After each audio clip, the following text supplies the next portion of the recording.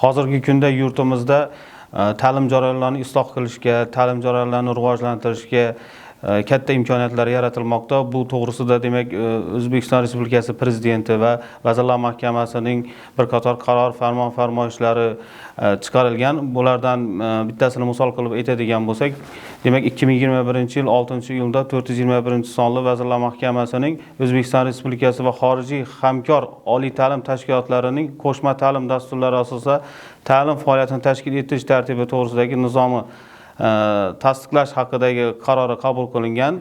Endilikda yoshlar O'zbekiston va xorijiy davlatlarning nufuzli davlat oliygohlarining diplomlariga ega bo'ladilar.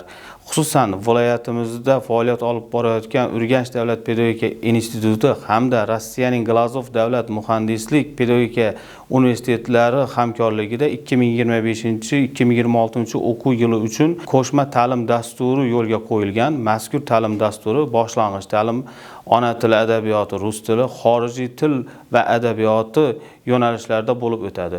Bu ta'lim dasturining eng afzal tarafi shundaki, yoshlarimiz endilikda ikkita xorijiy hamda O'zbekiston diplomlariga ega bo'lishlari mumkin. Bunda talabalar Urganch shahridan turib masofaviy tarzda ta'lim jarayonlarini olib boradilar.